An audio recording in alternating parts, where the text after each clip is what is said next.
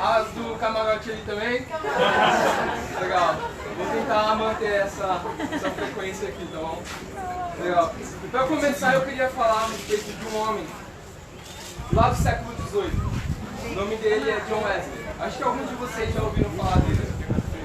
E esse homem, ele cresceu ouvindo falar da Bíblia, né? E ele começou a pregar nas paróquias, ele foi expulso das paróquias e começou a pregar nas ruas, né? E as pessoas, ele soltou uma frase muito famosa, muito conhecida dele, que é: não importa, o mundo é minha paróquia. Então ele começou a pregar na rua, ele começou a pregar em cemitérios, mas ele começou a pregar também em parques, que é o que a gente está fazendo aqui essa manhã, amém? Amém. Pregando no parque. Mas há uma frase que ele falou que eu achei muito interessante, é de quando as pessoas começaram a perguntar: John Wesley, como você consegue levar as pessoas aonde você vai? Aí ele falou: é simples, eu coloco fogo em mim e as pessoas enviam pegando em chamas. Se ele, que nem era discípulo, tinha esse tipo de decisão, esse tipo de convicção, imagine nós que somos discípulos, amém? Amém! O título da aula é Olhando com Muita Convicção.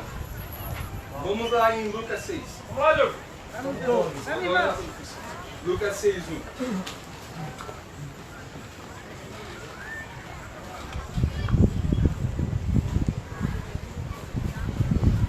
Certo sábado, enquanto Jesus passava pelas lavouras de cereal, seus discípulos começaram a colher e a debulhar espigas com as mãos, comendo os grãos. Alguns fariseus perguntaram: por que vocês estão fazendo o que não é permitido no sábado? Jesus lhe respondeu: vocês nunca leram o que fez Davi quando ele e os seus companheiros estavam com fome? Ele entrou na casa de Deus e, tomando os pães da presença, comeu, e com apenas os sacerdotes, só era apenas permitido ao sacerdote. E então, no versículo 5, e então eles disseram: o Filho do Homem é Senhor do sábado. O 6. No outro sábado, ele entrou na sinagoga e começou a ensinar.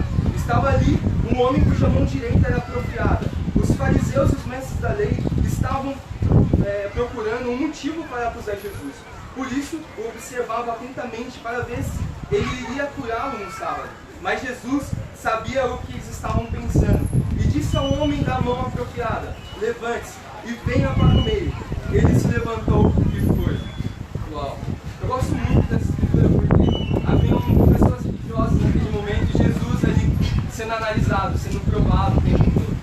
E o tempo todo, a gente, como discípulos ou não como discípulos, a gente está sendo avaliado por Deus.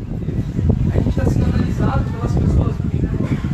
E se você for analisado, sendo discípulo, você é ainda mais analisado ainda.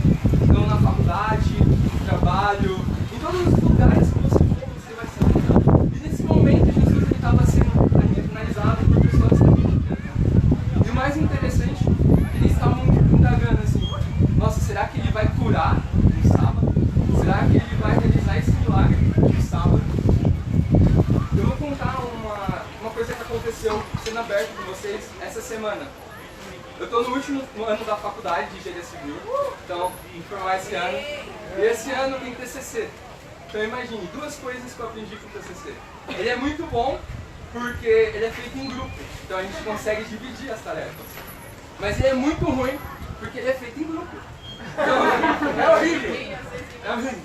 Então essa semana a gente resolveu se reunir para conversar sobre o TCC, né? Que a gente tem que apresentar a metade em junho e o restante em dezembro. Aí a gente se reunindo lá, todo mundo muito cansado, estressado, as coisas estão andando. E no meio desse estresse todo mundo tentando arrumar uma maneira para resolver a questão do TCC. Um rapaz ele fala assim: o Douglas ele chega cedo, só que de vez ele chegar e adiantar o TCC, ele fica estudando a Bíblia com as pessoas.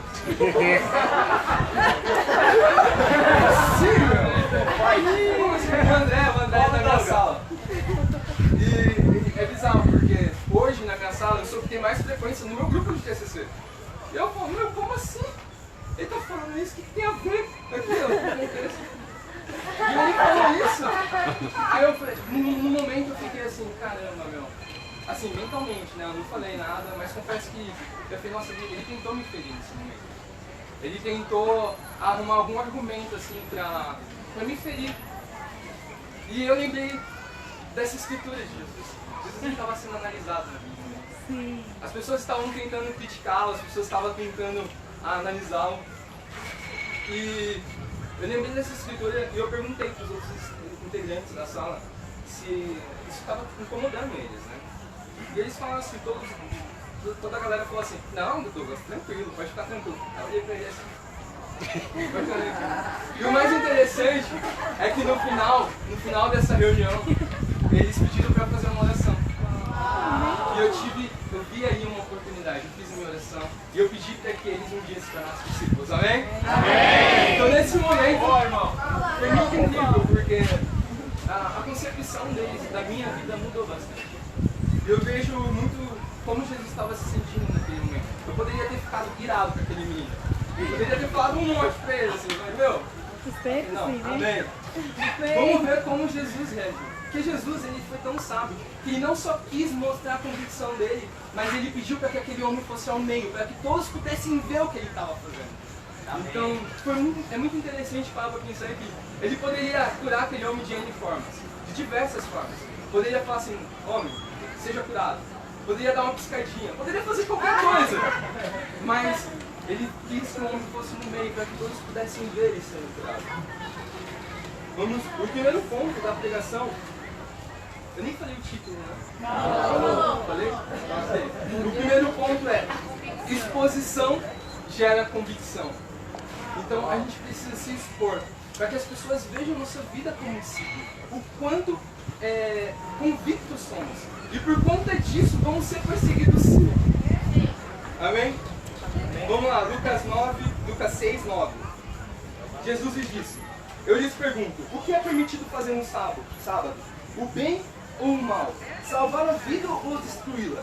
Então olhou para todos que estavam à sua volta e disse ao homem, estenda a mão. Eu penso que nesse momento, enquanto as pessoas estavam questionando Jesus, tentando arrumar argumentos para ir contra ele meio que vira mesmo nesse momento. Ele fala assim, o que é permitido fazer no sábado? Bem ou mal? Salvar a vida ou destruí-las? E no momento que ele faz essa pergunta, nenhum deles responde. E aqui fala no capítulo 10, então olhou para todos que estavam à sua volta. Jesus, antes de curar o homem, ele olhou para todos. O homem estava com a mão afiada no meio, Jesus olhou para todos e depois fez o milagre, né? Curou o homem. Então, um desafio que eu queria dar para vocês. Quando vocês estiverem sendo perseguidos em relação à sua vida como discípulo, olhe nos olhos dessa perseguição e mostre a sua convicção. Amém, Lázaro? Amém. Amém. Segundo ponto.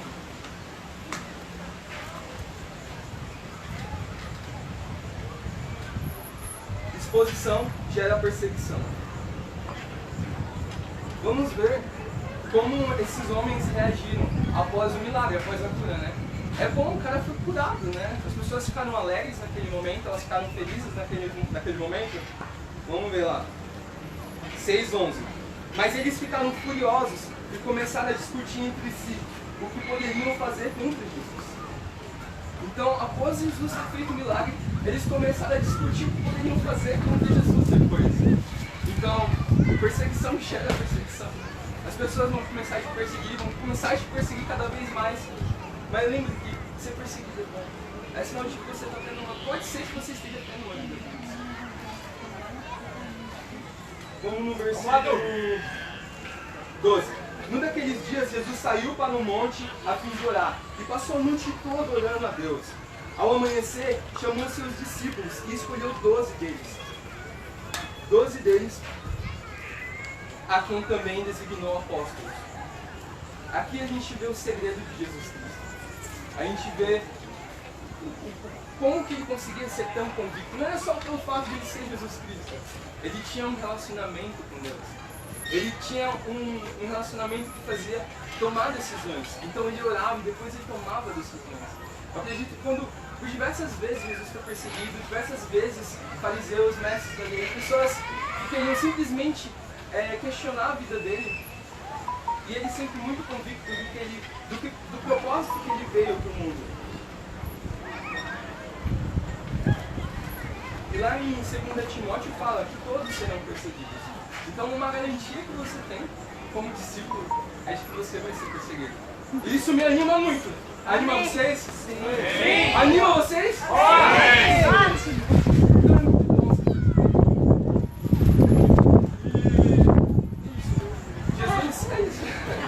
Jesus ele ensina, só para concluir, Jesus ele ensina que a matéria-prima, algo mais importante é você cuidar das pessoas, é você amar a humanidade. É mais importante do que as tradições. São com as pessoas que a gente vai conseguir evangelizar o mundo que nós vivemos. E é isso que a gente tem que fazer, investir nas pessoas, amar as pessoas. E um desafio é taque fogo em si mesmo e faça com que as pessoas vejam você pegando fogo. Para Deus seja toda a glória.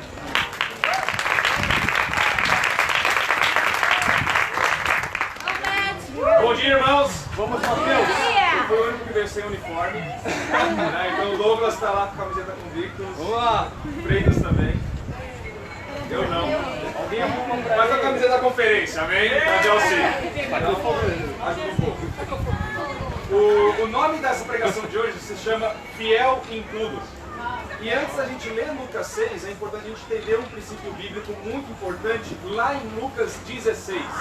Então vamos para lá para a gente ler a partir do versículo 10. Vamos lá, irmão.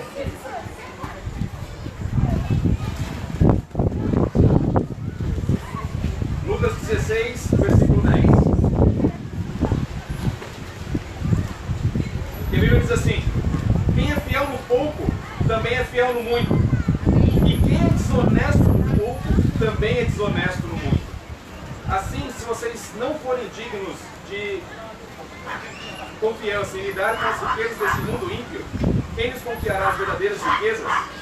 E se vocês não forem dignos de confiança em relação ao que é dos outros, quem lhes dará o que é de vocês? Então aqui a gente está vendo um princípio bíblico muito importante.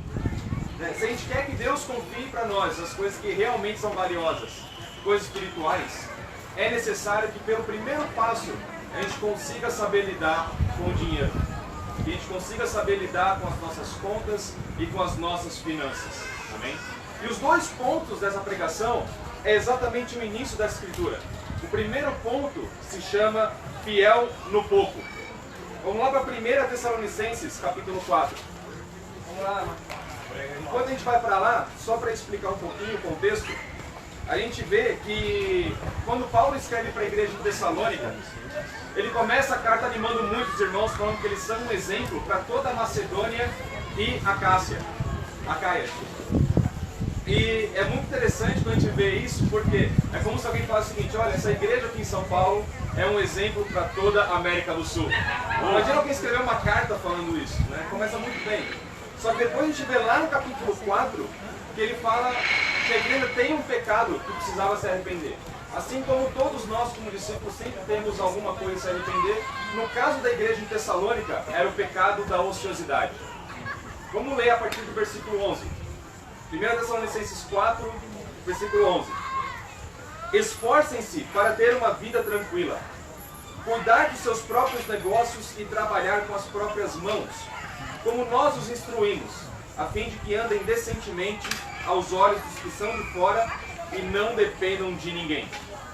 Então a gente vê aqui que a igreja ela já praticava amor mútuo, era uma igreja que era um exemplo para todas as igrejas, mas ainda assim existiam irmãos que simplesmente decidiram não trabalhar. Ficavam literalmente no ócio.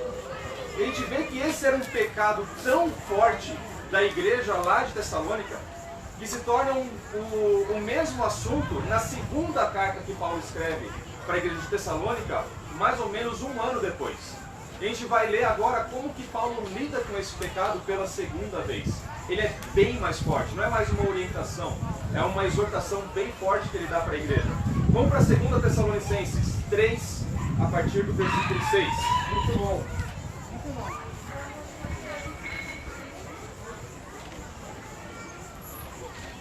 2 Tessalonicenses 3, a partir do versículo 6. Olha só como que Paulo fala com a igreja. Irmãos, em nome do nosso Senhor Jesus Cristo, nós lhes ordenamos que se afastem de todo irmão que vive ociosamente e não conforme a tradição que vocês receberam de nós. Pois vocês mesmos sabem como devem seguir o nosso nosso exemplo, porque não vivemos ociosamente quando estivemos entre vocês. Nem comemos coisa alguma à custa de ninguém, ao contrário, trabalhamos arduamente e com fadiga, dia e noite, para não sermos pesados a nenhum de vocês. Não porque não tivéssemos tal direito, mas para que nos tornássemos um modelo para ser imitado por vocês. Quando ainda estávamos com vocês, nós lhes ordenamos isto: se alguém não quiser trabalhar, também não coma. Então a gente tem uma escritura muito forte aqui, em que Paulo ele exorta fortemente todos os discípulos lá da igreja de Tessalônica. Vamos relembrar que eles já estavam vivendo como discípulos, mas era algo que eles precisavam melhorar. Por quê? A gente tem que ser um exemplo não só entre nós mesmos, mas também com as pessoas de fora. Imagina a igreja de Tessalônica, o pessoal olhando para a igreja de fora, o pessoal, olha lá, a igreja dos desocupados. Né? Imagina algo desse tipo acontecendo ali. Talvez isso até estava acontecendo, porque eles estavam esperando que Jesus voltasse logo. Então, assim, isso vai voltar logo, então talvez eu não precise trabalhar. Mas Paulo, ele faz o seguinte, ele exorta ainda mais, falando bem forte com eles, a ponto de falar: se você não quer trabalhar, então não coma. Olha que grave isso, na verdade. Quando eu olho para a Escritura, eu lembro também de uma tradição, uma cultura grega da época, em que eles não queriam fazer trabalhos braçais.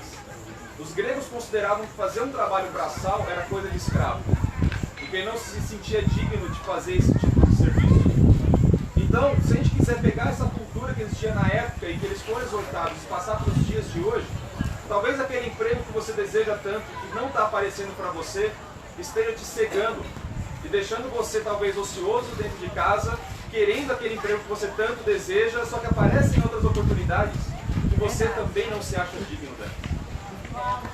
Então, o que é muito importante a gente entender que, irmão, se você hoje está desempregado, seu ganho hoje é zero.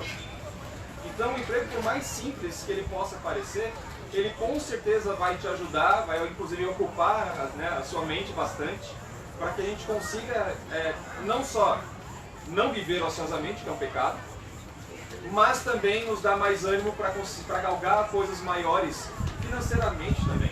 Essa é uma das formas da gente ser fiel no povo, quando a gente começa a pensar sobre essa questão financeira. E algo que é muito importante também a gente entender é que se você não tem trabalho hoje, o seu trabalho é arrumar trabalho. Vamos lá. Já ouviu algumas vezes essa frase na igreja, e é um princípio bíblico isso. A gente não pode viver com ociosidade. Amém? E uma vez fiel no pouco, vamos ser fiel no muito. Agora sim, vamos lá para Lucas 6. Agora que a gente entendeu esse importante princípio bíblico.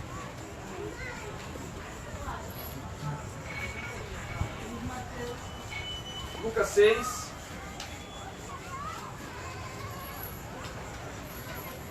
A gente vai ler a partir do 32. A Bíblia diz assim: que mérito vocês terão se amarem aos que os amam? Até os pecadores amam os que os amam. E que mérito terão se fizerem o bem àqueles que são bons para com vocês? Até os pecadores agem assim. E que mérito terão se emprestarem a pessoas de quem esperam devolução? Até os pecadores emprestam a pecadores, esperando receber devolução integral. Amem, porém, os seus inimigos. Façam-lhes o bem e emprestem a eles, sem esperar receber nada de volta. Então, a recompensa que terão será grande, e vocês serão filhos do Altíssimo, e Ele é bondoso para com os ingratos e maus. Sejam misericordiosos, assim como o Pai de vocês é misericordioso. Então, olha só, se por um acaso aqui a gente vê que Jesus ele coloca um outro nível muito maior para uma lei que existia para o povo físico de Israel, uma lei mosaica que foi dita lá em Deuteronômio, que era o seguinte: se por acaso algum irmão pedisse dinheiro emprestado, o outro irmão poderia emprestar esse dinheiro para ele, só que ele não deveria cobrar juros desse empréstimo. Se por acaso essa pessoa não fizesse parte da nação de Israel, era para cobrar juros. Eles deveriam cobrar juros. Então a gente vê que Jesus ele pega o seguinte e fala assim: olha, sabe essa lei que vocês têm do empréstimo? Vamos elevar ela agora para um outro nível, destacando principalmente o amor. Então olha só que interessante, emprestar dinheiro para um irmão, ele pode ser um gesto de amor, mas pode ser também, infelizmente, patrocinar um pecado de ociosidade do seu irmão. Então a gente tem que tomar esse certo cuidado, resgatando um pouco o primeiro ponto que a gente conversou aqui. Então, se surgir uma situação dessa, como que a gente tem que lidar biblicamente? Então, primeira coisa, ok? Esse irmão que está pedindo dinheiro emprestado para mim, ele está trabalhando, sim ou não? Né? Ou então ele está atingindo meios de ter como se sustentar? Se a resposta for sim, então amém. Já passou pelo primeiro crivo, né? Você pode, aí dentro de outros pontos, trabalhar isso. Agora, se o irmão infelizmente por algum motivo não está trabalhando, um gesto genuíno de amor é ajudar esse irmão de outras formas. Ajudar ele a conseguir se sustentar de outras formas, ajudar ele a arrumar um emprego, a fazer um currículo. Tem várias formas de se trabalhar dessa forma. A gente vê que Jesus, ele fala o seguinte: uma vez você emprestando esse dinheiro, você tem que ter o coração de não esperar esse dinheiro de volta. Então aí está um segundo crivo do nosso coração, se a gente for lidar com finanças dentro do reino. Então se alguém pedir dinheiro emprestado para você, primeiro, você tem esse dinheiro sobrando? Se a resposta for sim, ok, você está disposto, tem um coração de não receber esse dinheiro de volta? Se a resposta for sim também, então amém, você pode voluntariamente emprestar o dinheiro para esse irmão. Agora, se esse irmão não está trabalhando, não tem meios para se sustentar, ou então se por um acaso você não tem dinheiro para emprestar e você vai ter que se endividar para poder emprestar para esse irmão, vai fazer com que você tenha que pedir emprestado dinheiro para outra pessoa também. Então acaba não sendo sábio. E se você emprestar, tenha o coração de não receber de volta. E vamos relembrar que em Romanos 13 diz que quando a gente está devendo para alguém, é importante que a gente se planeje para pagar de volta, pois isso é um gesto de amor para com os nossos irmãos também. Amém? Algo que é importante a gente entender que em ambos os casos, o mais importante é pedir conselho. Então, se por um acaso surgir alguma situação dessa, lembre-se que você tem um discipulador para poder te ajudar em todas as questões da vida, inclusive nessa questão financeira. Então vamos ser abertos com a nossa vida espiritualmente, ser fiel no pouco quanto às riquezas desse mundo, para a gente poder ser fiel no muito entre nós mesmos como irmãos e também entre esse mundo todo que está perdido e precisando de nós também e da palavra de Deus. Para Deus seja a glória. Amém.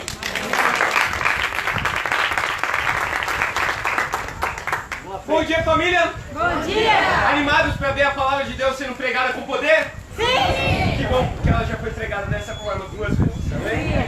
E essa é a terceira vez. Então, como muitos de vocês sabem, as palavras de Jesus em Mateus 28 ao 20. Toda autoridade foi me dada nos céus e na terra. Portanto, vão e façam discípulos de todas as nações, batizando-os em nome do Pai, do Filho e do Espírito Santo. E eu estarei com vocês até o fim dos tempos. Mais do que isso, ensine eles a obedecer a tudo que vos ordenei. Então, o propósito de Jesus para a vida de cada pessoa é ser um discípulo. Amém? Amém. E o propósito de Jesus para cada discípulo é ser discipulado. Amém. Então, é sobre isso que a gente vai falar nessa manhã. Sobre o discipulado. O título do meu sermão é Discipulado até o fim. Estão comigo, igreja? Sim! Então, eu tenho ouvido em vários lugares algumas igrejas falando sobre discipulado. Mas é importante a gente entender que para você discipular alguém ou um grupo de pessoas, primeiro você tem que ser um discípulo.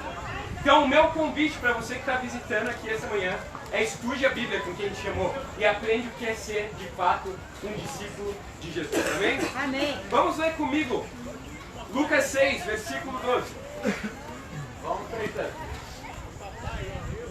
Primeiro ponto de hoje é enfoque-se em poucos. Primeiro ponto, enfoque-se em poucos. Lucas 6, versículo 12, a Bíblia diz: num daqueles dias, talvez hoje seja um daqueles dias, Jesus saiu para o monte a fim de orar e passou a noite inteira orando a Deus. Ao anoitecer, chamou seus discípulos e escolheu 12 deles, a quem também designou apóstolos: Simão, a quem deu o nome de Pedro, seu irmão André, Tiago, João, Filipe, Bartolomeu, Mateus, Tomé, Tiago, filho de Alfeu, Simão, chamado Zelote, Judas, filho de Tiago, e Judas Iscariotes, que veio a ser o traidor. Até aqui. O que Jesus faz nesse momento? Ele subiu ao monte e lá ele orou a noite toda. Tenta imaginar isso. Eu não sei vocês, mas eu já orei a noite toda.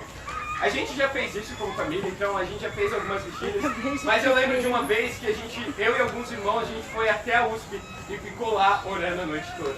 Sério, isso é muito radical. Vocês têm que fazer isso também. Mas aqui mostra a mortalidade de Jesus. Porque mesmo ele sendo Deus, ele se fez homem. E a noite inteira ele orou para Deus. Para quê? Para tomar uma grande decisão. Então, como Matiola falou, toda vez que você tiver que tomar uma decisão, peça conselho. E peça conselho também a Deus por meio da sua oração. Amém. Então, Jesus tinha vários discípulos. E dentre esses discípulos, ele escolheu 12 para estar mais próximo com ele. E esse é o método de Jesus. O método de Jesus é enfocar-se um pouco. Por que ele fazia isso? Para ser mais efetivo. Porque dessa forma, com os 12 que ele estava treinando pessoalmente, ele podia enviar eles de 2 em 2, em vários lugares, em várias cidades, para pegar a palavra de Deus e dessa forma alcançar o maior número possível. E esses 12 seriam capazes de fazer a mesma coisa que Jesus estava fazendo aqui, ensinando eles. E é por isso que na igreja a gente tem os bate-papos. Porque tenta imaginar o Vini e a Bia tendo que só eles discipular essa região toda. Seria uma loucura, não é verdade? Sim. Então a gente divide em bate-papos para que a gente possa ser efetivo, para que a gente possa alcançar vários lugares de São Paulo, para que a gente possa lidar pessoalmente com cada uma das pessoas. E esse é o plano de Jesus. Eu encorajo vocês, continuem anotando os pontos de hoje, mas eu queria que vocês anotassem uma escritura que tem Colossenses capítulo 1, o versículo 6 e o versículo 23. Porque essa é a consequência de se focar em pouco. Basicamente o que a Bíblia diz lá é que no primeiro século o mundo todo conhecido foi evangelizado por Jesus e pelos seus discípulos. Amém? Amém. Não encoraja isso vocês? Sim. Esse é o meu desafio para vocês. Enfoque-se em poucos. Foca nas pessoas que estão no seu bate-papo. Sim. Essa é a solução. Se você quer ter um bate-papo frutífero nesse semestre, enfoque-se em poucos. Esse é o meu desafio. Amém. Esteja com o seu bate-papo e foque nele, tá bem? Amém. Vamos seguir lendo aqui. Vamos dar um salto para o versículo 37. Lucas 6, versículo 37. O segundo ponto é: seja humilde. Segundo ponto, seja humilde. A Bíblia diz, versículo 37, não julguem e vocês não serão julgados. Não condenem e não serão condenados. Perdoem e serão perdoados. Deem-lhe será dado uma boa medida, calcada, sacudida e transbordante será dada a vocês. Pois a medida que usarem também será usada para medir vocês. Jesus fez também a seguinte comparação: pode o cego guiar o cego? Não cairão os dois no buraco? O discípulo não está acima do seu mestre, mas todo aquele que for preparado será como o seu mestre. Amém. Por que você repara no cisco que está no olho do seu irmão e não se dá conta da viga que está em seu próprio olho? Como se pode dizer ao seu irmão: irmão, deixe-me tirar o cisco do seu olho, se você mesmo não consegue ver a viga que está no seu próprio olho? Hipócrita, tire primeiro a viga do seu olho, então você verá claramente para tirar o cisco do olho do seu irmão. O que a Bíblia ensina aqui? Que você não deve julgar ninguém. Na verdade, não. Na verdade, esse é um dos maiores enganos que existe no mundo religioso. E você vê a vida da pessoa, vê ela em pecado, e ok, veja o membro da igreja, veja o pecado na vida dele, mas ok, quem sou eu para julgar ele? Mas presta atenção no que Jesus está falando aqui. Ele não fala sobre não julgar. Ele diz simplesmente que a medida que você usa para julgar é a medida que você vai ser julgado. Então ele está falando que o parâmetro que você usar para o seu irmão é o parâmetro que vai ser usado para você. Se vocês têm dúvida disso, encorajo a olhar em outra escritura depois. 1 Coríntios, capítulo 5, versículo 12.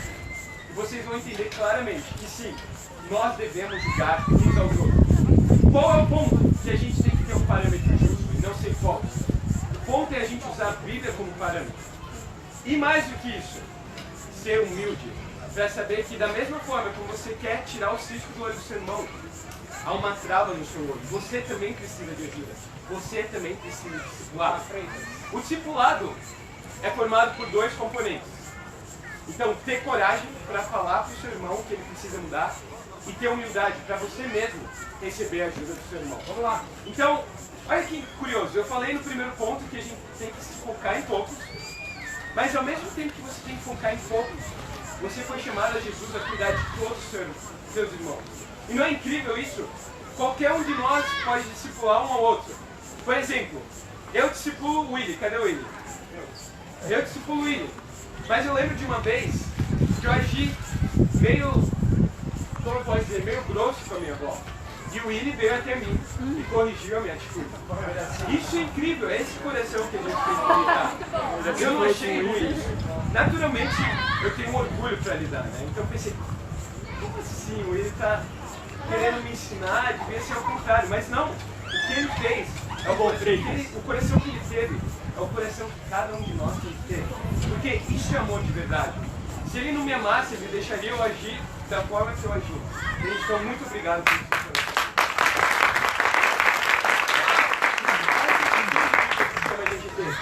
É por isso também que ele fala o seguinte, que aquele que é treinado pelo seu mestre pode ser como seu mestre.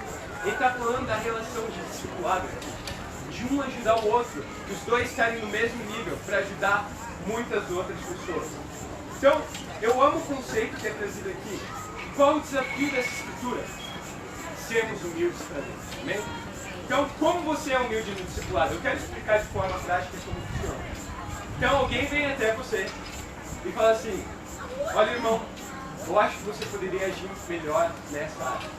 Eu acredito que você poderia fazer dessa forma. O que você faz? Primeiro passo, você agradece. Agradece a disposição do seu irmão de falar com você. Você fala, irmão, muito obrigado por falar sobre o meu caráter, eu preciso mudar. O segundo ponto é perguntar, agora, o que eu preciso fazer? Diz para mim. Diz para mim como eu posso mudar. Me explica na prática o que eu devo fazer. Esse é o segundo ponto. E depois que ele te falar o que você tem que mudar, como você fazer isso, vem o terceiro ponto. Você pergunta, o que mais eu posso fazer? O que mais eu tenho que mudar? Vamos lá, irmão. Essa é uma lição muito importante que eu aprendi no discipulado. Eu aprendi com o Vini. Então, como eu disse, às vezes eu tenho que lutar contra o meu orgulho. Todos nós temos que lutar contra o nosso orgulho, às vezes. E o Vini veio para me ajudar. Eu sei que eu resisti um pouco, mas no final tudo deu certo. Porque eu aprendi essa lição de como ser humilde no discipulado. Esse é o meu desafio para vocês. Seja humilde no discipulado. Por quê? Lembre o que a Bíblia diz. Que Deus exalta aqueles que são humildes. E ao mesmo tempo se opõe àqueles que são humildes. Para a gente terminar, eu tenho uma escritura. Filipenses 2. Muito bom. Vamos lá.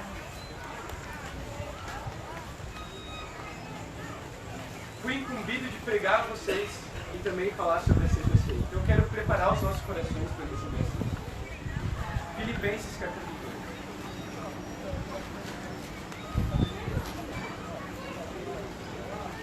Versículo 1 fala assim: se por estarmos em Cristo nós temos alguma motivação, alguma exaltação de amor, alguma comunhão no Espírito, alguma profunda afeição e compaixão, completem a minha alegria, tendo o mesmo modo de pensar, o mesmo amor, um só Espírito e uma só atitude. Agora, nada façam por ambição egoísta ou por vaidade, mas humildemente considerem os outros superiores a si mesmos. Cada um cuide não somente dos seus interesses, mas também dos interesses dos outros. Seja a atitude de vocês a mesma de Cristo Jesus. Aqui, basicamente, Paulo está chamando a cada um de nós a imitar Jesus. Em que área? Na área da humildade, de considerar os irmãos mais importantes. Então é isso que você faz com o discipulado. É considerar o seu irmão mais importante que você. Então eu queria que a gente refletisse no momento da ceia, na humildade de Cristo, quando a gente tomar o suco de uva que representa o sangue dele, e o pão ázimo, que representa a carne que ele entregou em nosso favor. Amém, irmãos? Essa foi a pregação, e para Deus seja glória. Amém.